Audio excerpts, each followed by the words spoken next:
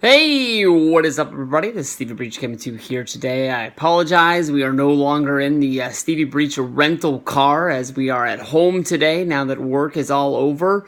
The final, I guess, co-main as well as main event matches for WWE Super Showdown is going to involve The Shield going up against the team of Braun Strowman, Dolph Ziggler, and Drew McIntyre. On WWE Monday Night Raw this week, we had a lot of tension build up between The Shield. Dean Ambrose had to pick whether if he was going to fight Strowman or if he was going to have a shot at the WWE Universal Championship against Roman Reigns or even an Intercontinental title match against Seth Rollins. Braun Strowman came out and ended up being Ambrose versus Strowman, where Roman would come down and end up getting involved, sort of picking his nose in Ambrose business. But this is all built up from last week's edition of Monday Night Raw, where basically the Shield came down for a tag match, and there we had Roman Reigns and Seth Rollins posing with their WWE championships, and Dean Ambrose just sort of standing around with nothing to hold up, and them just trying to build some tension between the Shield. Of course, Ambrose is a former WWE champion, as well as an Intercontinental champion, a United States champion, a tag champion. He's held just about every title there is in WWE. And of course, even though the Shield is a brotherhood, everybody wants to be champion, even if it means, taking it from your fellow friend. As you can remember back to Money in the Bank a couple of years ago, where Roman walked in as the champion, lost it to Rollins, and then was cashed in by Dean Ambrose.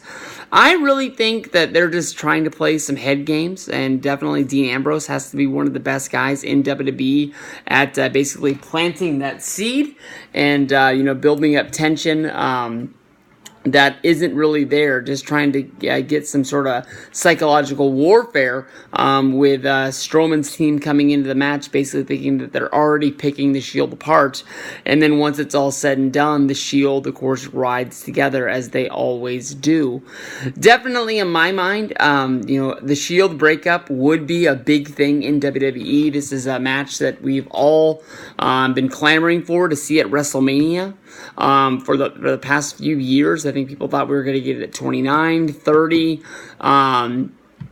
maybe even at 32, people thought it was going to happen. But someday at WrestleMania, we're really going to get that match, even though we did see this at Battleground a few years ago, where the match was really built around who was going to be the WWE champion going into the WWE draft.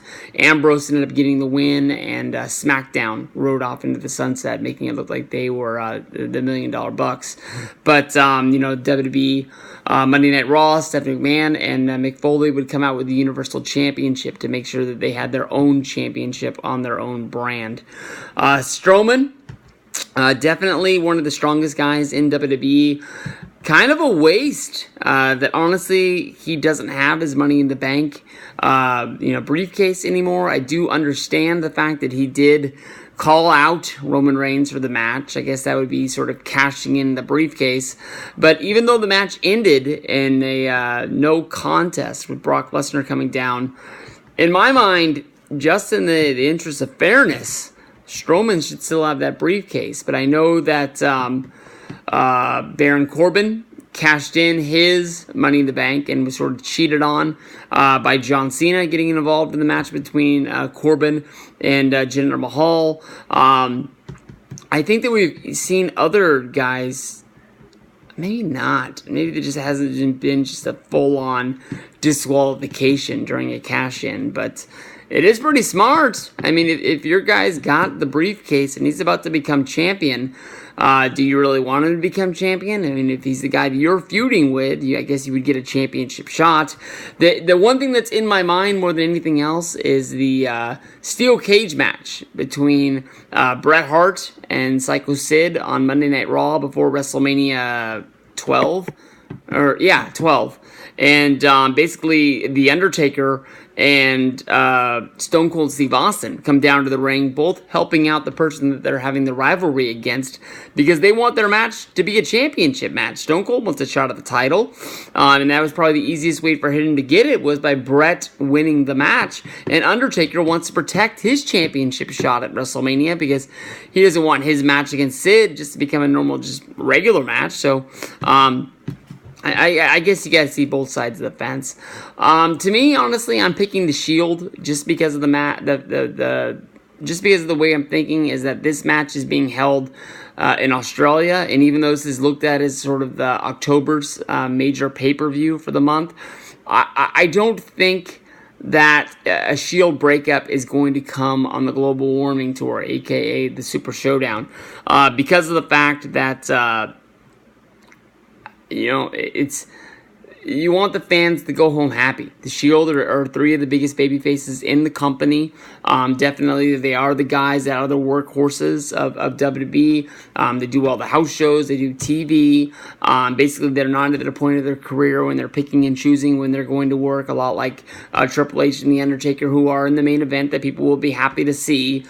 I think that we're just going to get the triple power bomb either on Strowman, Ziggler, or McIntyre, and I think that everybody goes home happy with the Shield victory. And maybe if there is some animosity between the Shield, they let that boil up, they let that build up more before they just throw it out the window and have the Shield, spontaneously combust at one of the first chances they have to team up.